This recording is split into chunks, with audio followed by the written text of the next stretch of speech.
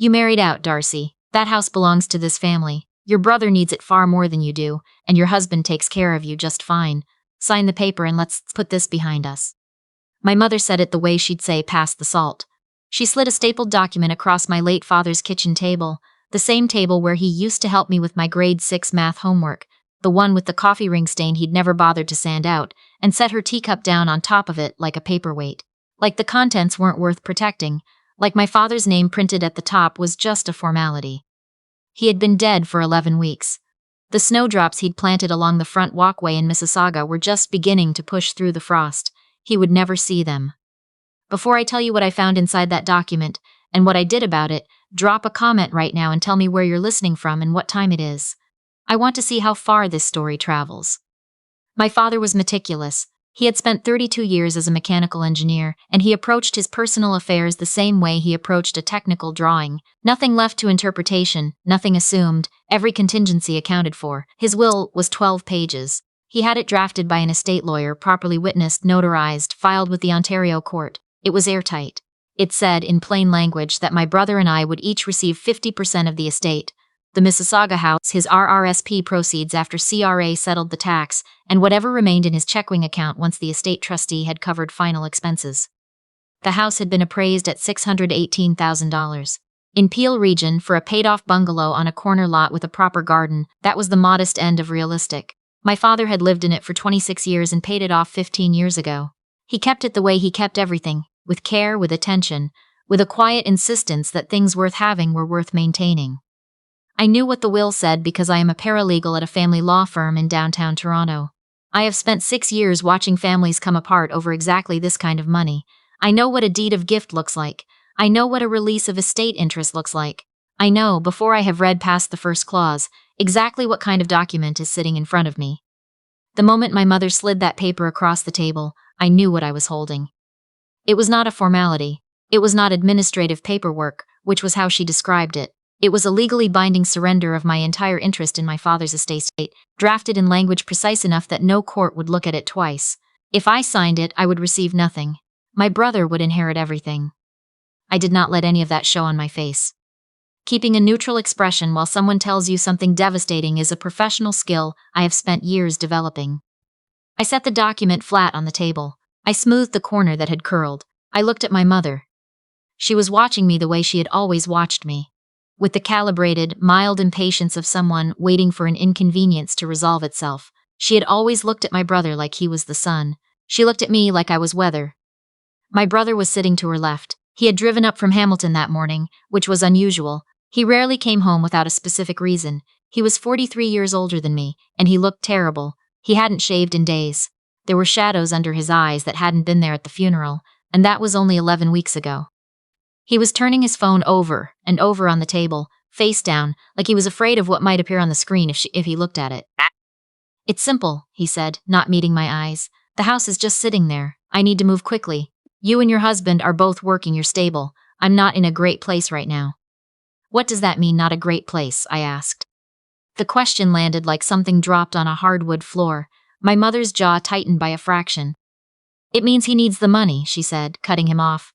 "It means this is a family matter and you are being asked to do the right thing." I looked at my brother. He looked at the table. "The right thing," I repeated. "You have a husband who earns a good income," my mother said. Her voice had shifted, still composed, but underneath it something harder, something I recognized from childhood. It was the voice she used when she had already decided something and was simply waiting for you to catch up. "You live in a perfectly nice apartment. You don't need that money the way your brother does. And frankly, Darcy, when you got married, you started your own life. You made your choice. This house is part of ours." There it was. It was not a new idea in our family. I had felt it in small ways my entire life. The assumption that daughters were temporary residents of their birth families, that marriage was a kind of relocation that canceled prior claims. I had never heard her say it quite so directly, quite so neatly, like it was simply a matter of accounting. I looked back down at the document. Release of estate interest, my full legal name on the first line, my signature required on the last, a clause waiving any future claim against the estate or its proceeds. No compensation specified, no negotiation implied, just sign here and disappear. I thought about my father sitting at this same table, the night before he went into hospital for the last time, telling me he wanted us to be okay, both of us. The word both had been important to him. He had said it twice. I put the document down. I need a few days, I said.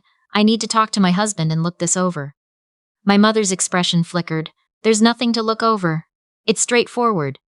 I'm a paralegal, Mum. I kept my voice even, gentle almost. I don't sign anything without reading it first. You know that about me. A pause, long enough to mean something. Fine, she said, a few days. But don't make this harder than it needs to be, Darcy, for anyone. I drove home to Scarborough through grey March slush, the highway moving slowly, the city flat and brown, under a sky that hadn't decided yet what it wanted to do.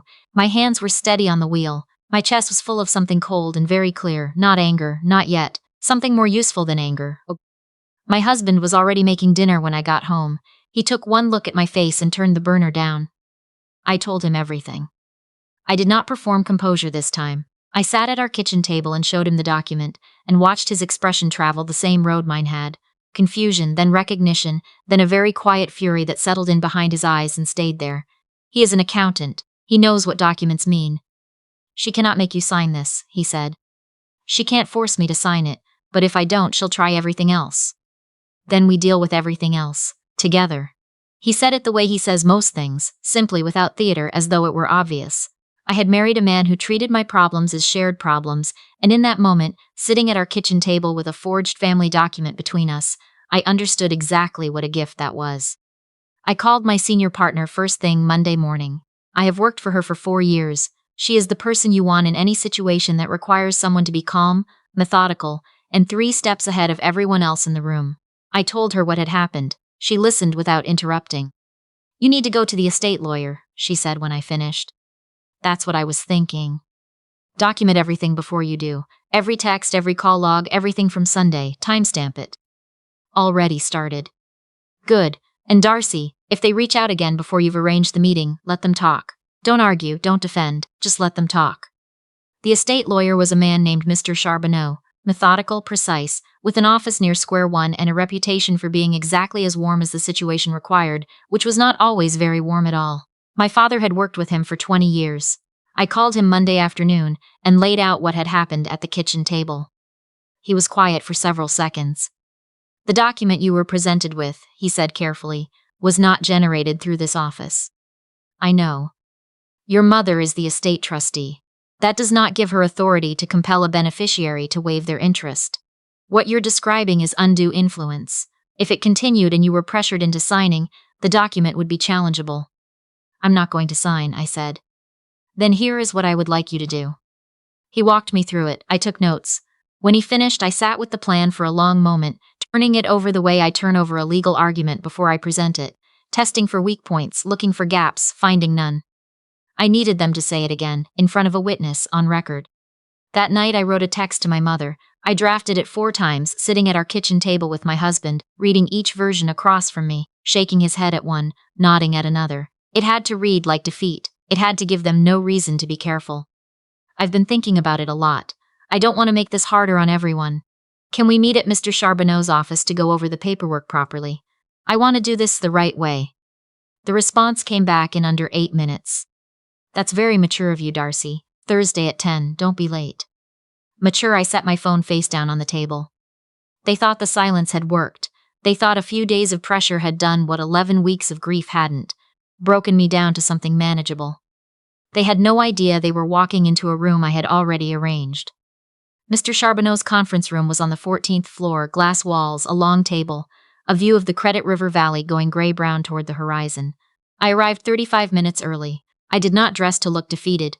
I had considered it, the hollow eyes and slumped shoulders, but I decided against it. I am a paralegal, my armor is composure, and I wear it well. I dressed for a difficult client meeting. Clean lines, neutral colors, nothing that invited a reading.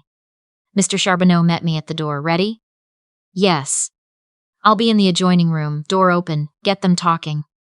They love to talk, I said, especially when they think they've won. At 9:58 the elevator opened. My mother walked in first, in a blazer I recognized from the funeral reception. Her posture the posture of a woman who has never doubted that any room she enters belongs to her. My brother followed 2 steps behind. He looked worse than he had on Sunday. His collar was slightly off-center, and his eyes swept the room with the alertness of someone who has not slept properly in weeks. They sat. My mother set her bag on the table without looking at me. Let's get this done, she said. I have calls this afternoon. Of course, I said. The release document was on the table in front of me, so was a pen. I did not pick up either. Before I sign, I said, keeping my voice careful, almost apologetic, I'd just like to understand the full picture, for my own peace of mind. My mother's expression indicated that my peace of mind was not a priority she had allocated time for. The house is the main asset, I continued. Is there anything else about the estate I should know about before I sign?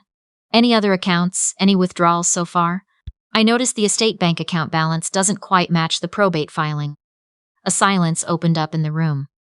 I watched my brother's hands go still on the table. Standard estate administration, my mother said smoothly. Nothing you need to concern yourself with. Probably just car timing, I said. But how much, roughly, ballpark? Darcy. Her voice had dropped to the register I knew from childhood, the one that meant stop now before I lose patience with you entirely. I'm just trying to understand what I'm signing away, I said. Surely that's reasonable.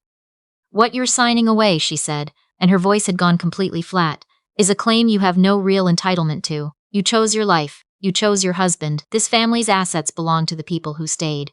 Your father would have wanted... My father wrote a will, I said quietly. The room went very still. His wishes are in that document. I touched the corner of the release form without picking it up. The one Mr. Charbonneau filed with the court. Not in this one. My brother stood up. The chair scraped back hard against the floor, loud enough that we all heard it, and then his words came out the same way. Too fast, too loud, like something that had been held under pressure for too long. Because I already took money from the estate. $42,000. He was speaking to the table. I used Dad's old letterhead. There were documents in the house with the firm's old header, before he retired, and I wrote a letter authorizing a disbursement for funeral costs and estate administration. The bank processed it. I thought I could put it back before the quarterly review, but the investments I was counting on collapsed, and the people I borrowed from, they don't send late notices. They sent people to my office. Twice. He finally looked up. His eyes were red. I needed your share to cover the shortfall before anyone audited the account. That's why we needed you to sign. My mother sat perfectly still, looking at the far wall, her face a structure that had just lost something load-bearing. And if I don't sign, I said, my voice steady, what happens? She turned to me then. We contest the will, she said. Her voice was very controlled and very cold. We claim cognitive decline in the months before your father signed it. We file in probate court and we tie it up long enough that whatever's left after legal costs isn't worth fighting over. You're a paralegal, Darcy. You know exactly how expensive and how long that process is. You could spend years and come out with nothing. A pause. Or you can sign the paper today and we all walk out of here and move forward. Estate fraud, forgery, coercion, explicit threat of vexatious litigation to deplete a beneficiary. I looked past her shoulder toward the adjoining office door. It had been open the entire meeting. Just a few inches, enough for sound to travel, enough for an officer of the court to hear everything said at a table he was responsible for. Mr. Charbonneau came through first, his expression the careful professional blank of a man who has just witnessed something that he is already formulating into a written record. Behind him were two officers from Peel Regional Police, who had been waiting in reception since 9:40. They walked in quietly and positioned themselves near the door, with the particular stillness of people who do not need to announce themselves. My brother made a sound like the air going out of something. He sat back down in his chair as though his legs had stopped receiving signals. My mother looked at the officers. She looked at Mr. Charbonneau. She looked at me. I watched her expression move through its calculations. Looking for an exit, finding none, pivoting to the voice she used on neighbors and building managers, the warm and reasonable one. This is a family disagreement, she said. My daughter has been under enormous stress since her father passed. We were simply... Mr. Charbonneau said and stopped. He did not need to finish. He looked at the officers. My brother cried quietly in his chair while they explained what would happen next. It was not dramatic crying. It was the exhausted kind. The kind that happens when someone has been frightened for so long that the arrival of consequences feels almost like release. He kept trying to explain about the debt collectors, about the men who had appeared at his office, about how he'd only ever meant to borrow it. The words came out in fragments, and none of them rearranged into anything better. My mother walked out with her head high. It was its own kind of collapse. I stayed in the conference room after they left. I looked out the window at the Credit River Valley going brown under the winter sky. I waited for triumph to arrive and it didn't, exactly. What came instead was something quieter and much more tired. My husband was in the lobby downstairs. He had taken the morning off, and driven out to Mississauga without my asking, because he knows me well enough to know I sometimes need a passenger seat before I need anything else. He put his hand on my back in the lobby and asked if I wanted Tim Hortons on the way home. Large double-double, obviously. We were moving through Etobicoke when my phone rang. My senior partner. "Are you okay?" she asked. "I'm okay." "Good. Your aunt called the firm this morning." The double-double went cold in my hand. My mother's older sister, her quieter instrument, the one who forwarded her emails and showed up at family events to echo her grievances, had called my law office and told the receptionist that I had been sharing confidential client information with family members, that I had used my professional access for personal advantage in an estate dispute. Every word of it was fabricated, but a complaint against a paralegal, even a baseless one, requires a formal response. It requires documentation. It requires weeks of process and the specific low-level anxiety of having your professional standing questioned. My mother had triggered a contingency. From wherever she had found a phone, a holding room, a processing area, she had reached her sister and activated the backup plan. If she couldn't break me at the table, she would try to pull the ground out from under my livelihood. "I briefed you on this situation Monday morning," I said. "You did. I have timestamped notes. I have the email summary you sent me that same day. The timeline is clear." "So this looks like retaliation." "It looks exactly like retaliation. I've already begun drafting the Law Society response. I would strongly suggest we include this as part of the documented pattern of conduct in the estate proceedings." The call lasted another 6 minutes. When I hung up, I sat with my phone in my lap and watched the highway median slide past. "What happened?" my husband asked. "My aunt tried to get me fired." A pause. "Did it work?" "No." He nodded and put his eyes back on the 401. "Tim's first or home first?" he said. "Tim's," I said. "Definitely Tim's." The fallout took months, which is how these things always go. My brother pleaded guilty to estate fraud and forgery in October. He received a conditional sentence, house arrest, mandatory restitution, a permanent entry on his record that will follow his professional life for as long as he has one. The private lenders he had borrowed from are a separate matter, still being untangled. My mother was removed as estate trustee. Mr. Charbonneau filed the application himself, citing her admitted coordination of the coercion attempt and her arrangement of the professional complaint against me. The court agreed and appointed a public trustee to administer the remaining estate. The $42,000 my brother had taken was accounted for and will come out of his share, whatever that amounts to after legal costs. The Law Society of Ontario reviewed my aunt's complaint and dismissed it. The time-stamped documentation made the timeline unambiguous. They sent a letter confirming the dismissal. I kept it in a folder with the rest of it. I changed my phone number. I stopped attending family events where I would be expected to perform a forgiveness I had not arrived at and might not. I let some things stay quiet. 6 months after the Thursday at Mr. Charbonneau's office, I stood in my father's study in the Mississauga house on a Saturday morning in September, the day we came to sort through what would not be coming with us. His books were still on the shelves exactly as he had left them, spines out, organized by subject, the engineering text next to the history next to the 3 shelves of novels he claimed not to have time for but read every winter. There was a framed photograph on his desk, my brother and me on the dock at Wasaga Beach, probably 1999, in the kind of swimwear that decade produced, both of us squinting into August sun and laughing at something off to the left of the camera. I picked it up. I held it for a long time. My father had put both our names in his will because he loved us both equally. That fact does not change what my brother did. It does not change what my mother arranged. But I was standing in that room, in the quiet, in the September light coming through the window he had always kept clean, and I had not been erased, and my name was still on the documents that mattered, and the snowdrops along the front walkway would come up again next March, whether any of us were there to see them or not. I set the photograph in the box I was keeping. Peace doesn't arrive all at once. It comes the way the seasons do in Ontario, incrementally, stubbornly, a degree warmer each week until one morning you realize you're standing in sunlight without bracing for cold. A phone call that doesn't make your stomach clench, a morning where you don't think about it until noon, an afternoon in a quiet room that used to belong to someone who loved you, putting his things in order the way he would have wanted them. If you have ever had to protect yourself from the people who were supposed to protect you, type peace in the comments. I want to know you're out there.